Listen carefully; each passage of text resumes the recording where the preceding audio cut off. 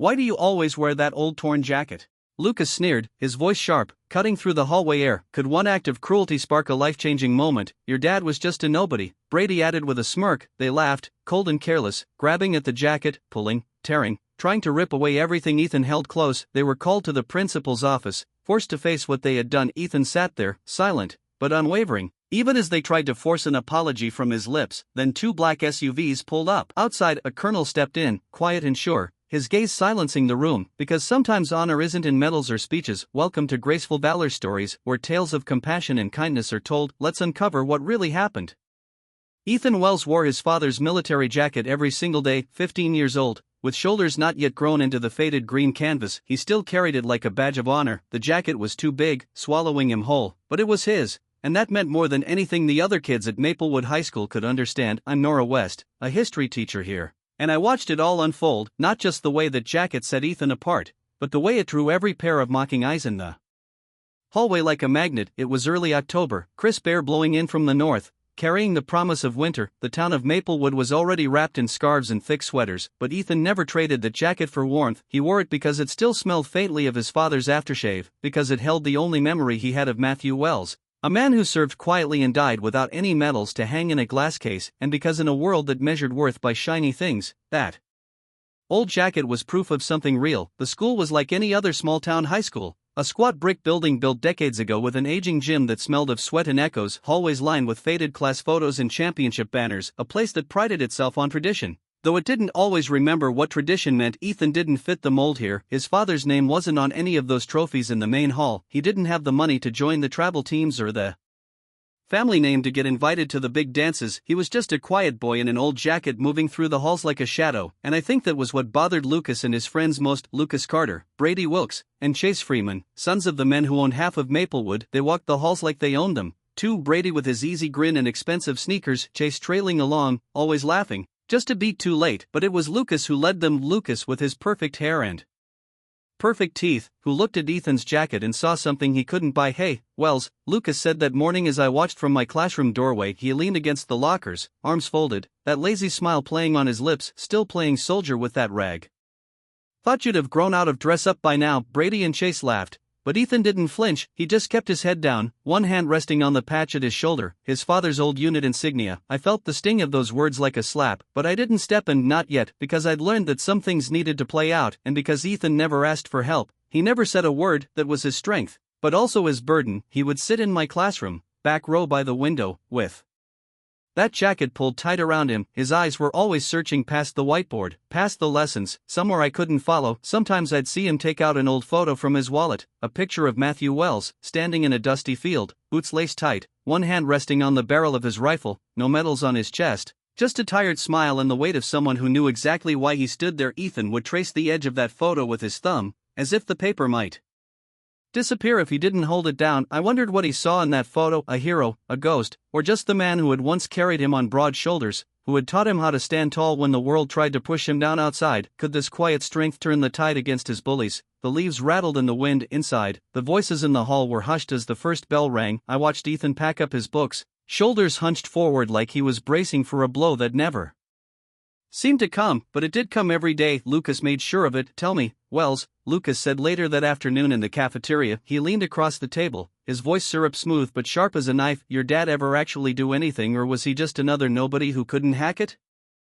I was standing by the lunch line, clipboard in hand, but my heart stopped. The way Ethan froze, the way his fingers tightened around that jacket, knuckles white, but still he said nothing, not a word. He just stood up, tray in hand, and walked away. Lucas laughed. Chase and Brady high-fived like they'd won something, and I couldn't move. I should have said something, should have told them that medals aren't the measure of a man, that some men serve in ways no medal can ever mark, but I didn't. Not then, because in that moment, I realized something. Ethan's silence wasn't weakness, it was his way of honoring what his father had taught him, to stand even when no one else stood with him. After school, I watched him leave the building alone, the jacket flapping in the cold wind. He didn't look back, he never did, but I did. I watched until he turned the corner, disappearing behind the old oak tree at the edge of the soccer field, and I promised myself if he could carry that jacket every day, I could.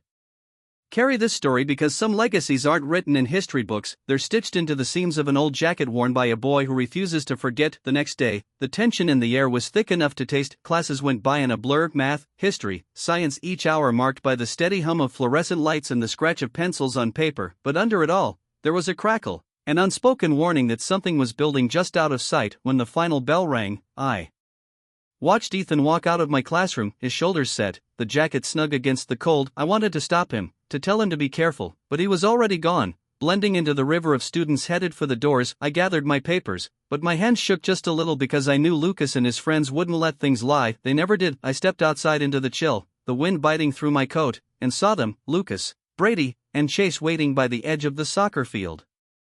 The grass was still damp from the morning frost, turning the ground into a slick patchwork of mud and dead leaves. Ethan walked right into it, head down, one hand tucked into the pocket of that old jacket. He didn't see them until it was too late. "Hey, Wells," Lucas called out, his voice low and smooth. Ethan stopped, his breath fogging in the air. Lucas stepped forward, that easy smile stretching across his face. "Why don't you take off that jacket? Let the world see you for what you really are." Brady laughed, a short, sharp bark. Chase hung back, but his eyes glimmered with the same ugly thrill. Ethan shook his head once. No, it was one word, but it landed like a stone. Lucas's smile slipped. Brady stepped in closer, grabbing at the sleeve of the jacket. "Come on, man," he sneered, "it's just a jacket. What's so special about it?"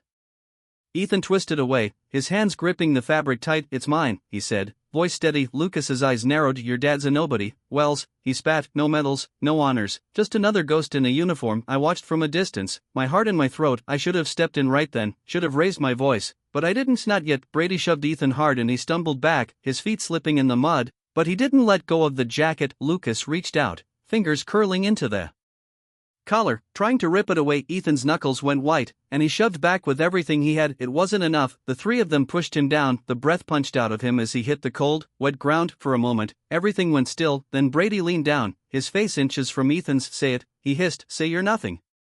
Say your dad was nothing." Ethan didn't move, didn't blink, his lips parted just enough for me to see the truth in his eyes. He would never say it. I couldn't watch anymore. I turned and walked away, my feet moving faster than my thoughts. I didn't go to the principal's office, I didn't go to the staff room. Instead, I went straight to the dusty file room in the basement, a place most teachers never bothered with. The air was cold and smelled of old paper and forgotten memories. I flicked on the light, the bulb flickering overhead, and started digging. The records were a mess: old report cards, yellowed newspaper clippings, awards for science fairs long past. But I knew what I was looking for: to Matthew Wells's file. I found it near the bottom of a drawer, tucked between two faded yearbooks. I opened it with trembling hands, and there it was, a single typewritten page: Sergeant Matthew Wells' commendation for acts of bravery during an undisclosed mission. No medals listed, no details, but enough to know there was more to the story than anyone had ever bothered to ask. I felt a fire build in my chest. Ethan deserved to know, the world deserved to know. I pulled out my phone and scrolled through my contacts until I found his name, Robert Miller. We'd gone to college together, he'd served overseas and he'd come home changed,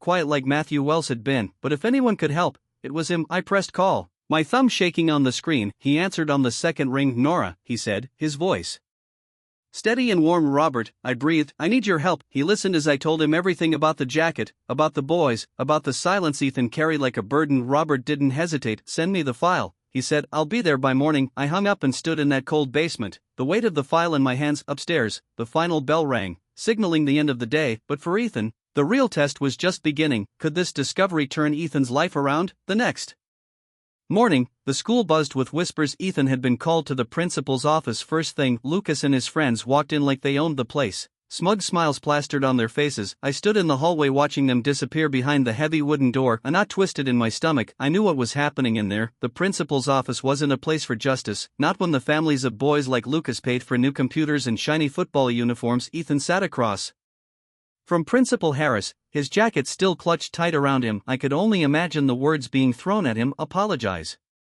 disruptive, unacceptable behavior. And Ethan, silent as ever. But silence has its own kind of power. I saw it in the set of his jaw, the way his eyes never wavered. Even when Harris's voice rose, he wouldn't bend. Not this time, not for them. I stood outside that office, my fist clenched at my sides, because sometimes the hardest thing to do is stand still when everything in you is screaming to run. I told myself to wait, to trust the promise I'd made to Robert Miller, because I knew he was already on his way, and I knew he wouldn't let Ethan face this alone. Not anymore. The door to the principal's office swung open, and the hush in the room was immediate. All heads turned, conversations frozen in mid-breath. Outside, I saw them, two black SUVs idling at the curb, engines low and steady like a distant drum. From the first SUV stepped a man I recognized even before he spoke, Robert Miller, dressed in his army dress blues, metals gleaming softly against the dark wool. Beside him walked another officer, older and even taller, his presence commanding the room. Without a word, they stepped into the office with a quiet gravity, the soft click of polished shoes against the tile like a heartbeat. Ethan looked up from where he sat, that battered jacket clutched in his hands. For a moment, he didn't seem to breathe, neither did I. Principal Harris stammered to his feet, his mouth opening and closing like a fish out of water. Lucas and his friends went pale, their bravado crumbling under the weight of those uniforms. But Robert didn't look at them, he walked straight to Ethan. He placed one steady hand on Ethan's shoulder, and when he spoke, his voice was low and warm. "You don't have to sign anything today, son," he said. Ethan's eyes widened, tears pooling but not yet falling. "This jacket," Robert continued, his voice rising just enough to fill the room, "it isn't a relic. It isn't a costume. It's a legacy." He turned to Principal Harris, his expression calm but unyielding. "Sergeant Matthew Wells was a soldier who gave more than most men could ever understand." Robert said each word deliberate, carrying the weight of something long buried. "He saved lives, lives like mine. And he did it without the hope of a medal or the need for praise." Silence held the room like a closed fist. I felt my breath catch, the truth of his words sinking into every corner of that office. Robert reached into the pocket of his uniform jacket and pulled out a folded piece of paper, yellowed with age, but still carefully kept. He held it out to Ethan, and the boy took it with trembling fingers. "It's a letter your father wrote," Robert said. "He wrote it for you when you were only a year old. In case he never made it back." Ethan unfolded it slowly, his lips moving soundlessly as he read. I couldn't see the words, but I saw the way his shoulders straightened, the way his breath shuddered out of him like a prayer. His father's words finally spoken after all these years, and in that moment, I knew no apology in the world could have meant more. Principal Harris cleared his throat, but his voice was small now, hesitant. "Colonel Miller, with all due respect," Robert's gaze cut him off. "This boy will not be forced to apologize for honoring his father," he said, each syllable like a quiet promise. Lucas shifted uneasily in his chair, his earlier smirk gone like smoke in the wind. Brady and Chase stared at the floor, unable to meet anyone's eyes. Robert turned back to Ethan, his expression softening. "Your father was a man of quiet courage," he said. "He never wanted medals. He never wanted to be remembered with parades or speeches. But he wanted you to know. He was proud to wear that jacket. And you should be too." Ethan's tears finally fell silent streaks down his cheeks. He didn't wipe them away, he didn't hide them, and for the first time, I saw the full measure of his father's strength alive in him. He clutched that jacket like a lifeline, fingers pressing into the worn fabric as if to say, "I will never let this go." I felt a shiver run through me, a tear slipping down my own cheek before I could stop it, because Ethan wasn't just standing up for himself, he was standing up for every quiet act of service that never got its due. Robert placed a hand on his shoulder again. "Steady and sure. Your father may not have had a medal," he said, his voice almost a whisper now, "but he had the respect of every man who served beside him." Ethan nodded, his chin high, even as the tears kept coming. "I know," he said softly, "I know," and in that simple phrase, there was a power no piece of paper could ever erase. Principal Harris shifted uncomfortably behind his desk, his authority suddenly small in the presence of that truth. "I believe this meeting is over," Robert said, turning back to the principal with quiet finality. Harris swallowed, then gave a stiff nod. Ethan stood, the letter pressed to his chest, that jacket around his shoulders like a second skin. He didn't look at Lucas or his friends as he walked out of the office. He didn't have to, they were already smaller than they'd ever been. I followed them into the hallway, my heart pounding, each step feeling like a step into something brighter. The air outside was cold, the sun a pale disk behind winter clouds, but Ethan didn't seem to feel the chill. He held his head high, his shoulders back, the jacket settling around him like a banner, and in that moment, the quiet weight of his father's memory was no longer a burden, it was a mantle, a testament to the man who had given everything. I watched as Robert and the other officer walked beside him, their steps in perfect unison, a silent honor guard for the boy who carried more than just a name. In the soft winter light, Ethan turned his face up to the sky, and I saw something I hadn't seen in a long time. Pride, not the kind you wear on your sleeve for the world to see, the kind that lives in the spaces between breaths, in the heartbeat of a memory that will never fade. I took a deep breath and let it out slow, because I knew in that instant that Ethan Wells would never again have to apologize for the man his father had been or the boy he had become, not while there was someone left to remember, not while there was someone willing to stand with him, not while the truth of what really mattered was written in the quiet steady beat of a father's letter and in the unbreakable bond of a jacket worn with honor. Ethan stepped out of the principal's office, the weight of that forced apology slipping from his shoulders. Robert and the other officer flanked him, calm and steady, their presence a quiet shield against any last words that might have been thrown his way. I fell in step beside them, feeling the finality in every footstep. Principal Harris stood behind his desk, his eyes avoiding Ethan's. The silence in that room was thick, but it was the silence of something broken and reformed, not something lost. Lucas and his friends slouched in their chairs, their laughter gone, their eyes dropped to the scuffed tile floor. For the first time, they saw Ethan not as a target, but as something they couldn't define or diminish. Ethan didn't look at them, he didn't have to. The hallway outside the office was empty, the echoes of our steps were the only sound. The morning sun pushed through the high windows, laying stripes of light across the faded linoleum. Ethan's jacket caught that light, the frayed seams glowing softly in the quiet. I watched him lift his chin, just a fraction, and in that small movement, I saw the truth. This boy would never be small again. We walked out into the open air, the cold biting at our cheeks, but Ethan didn't seem to notice. The jacket flapped gently at his sides like a small defiant flag. Robert placed a hand on his shoulder, his voice low but strong. "You're not alone, Ethan," he said. "Not now, not ever." Ethan just nodded, his fingers brushing the edges of his father's letter in his pocket. The jacket settled around him, warm despite the winter chill, and I could see it in his face. This was more than fabric, this was a promise kept. As we walked across the frozen grass, other students watched from the windows. Whispers started to spread, hushed at first, but then growing. Some turned away, but others watched with wide eyes, seeing Ethan in a way they never had before. Not the odd boy with the old jacket, not the quiet one at the back of the room, but a boy who carried something bigger than any of us, a legacy, a name, a quiet kind of courage. By the time we reached the front steps, the murmur of voices had followed us. Ethan paused, turning to look back at the school that had tried to bend him. He didn't say anything, he didn't have to. His silence was no longer a shield, it was a statement, a declaration of who he was and who he would always be. Robert stood beside him, his posture proud, the medals on his chest catching the pale winter light. For a moment, the world seemed to hold its breath. Then Ethan took a slow breath and stepped forward, his boots crunching on the frostbitten ground. The jacket moved with him, every step a quiet echo of the man who'd worn it first. And as he walked, I realized this was how we honor those who came before, not with parades or speeches, but with small acts of defiance, with the refusal to bow our heads, even when the weight feels too much to bear. News of what happened spread through the school. By lunch, whispers turned to stories, and stories turned to something bigger. In the cafeteria, I heard snippets of conversation. "Did you hear Colonel Miller came for Ethan? His dad was a real hero.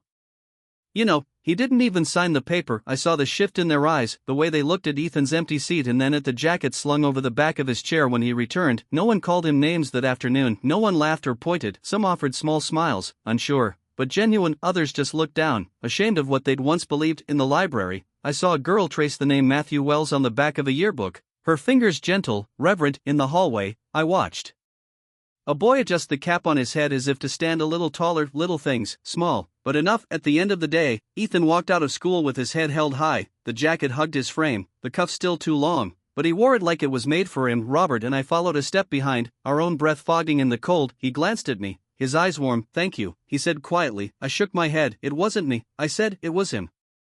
It was always him." We paused at the flagpole, the stars and stripes snapping in the sharp wind. Ethan looked up at it, his face calm, the last of the day sun catching the edge of his father's name sewn into the jacket. And in that light, I saw it clear as day. Honor isn't found in medals, it's in the quiet spaces between words, in the way we choose to stand, in the way we refuse to let the world tell us who we are. As Ethan turned to leave, I let out a slow breath, my chest tight with something that felt a lot like pride. He walked down those steps, the jacket moving with him, every thread of story, every worn patch a testament. And in that simple, steady walk, I knew this: there are heroes who never need a medal, who never need a stage, just a reason to stand tall when the world would rather see them bent. Ethan Wells was one of those heroes, and in his silence, I heard the loudest truth of all: that dignity doesn't come from what others give you, it lives in every breath you take, every quiet act of courage. It's stitched into the fabric of an old jacket and in the heart of a boy who knows exactly who he is. Even if the world takes its time to catch up, in our darkest moments, kindness still finds a way, often in the quietest places. Not everyone who helps wants recognition, some just need to know that today someone isn't going hungry, and sometimes that alone is enough to change a life. You may forget the story, but if no one retells it, history stays silent forever. Subscribe to Graceful Valor Stories, where justice is honored, kindness is remembered, and no act of quiet heroism is ever lost.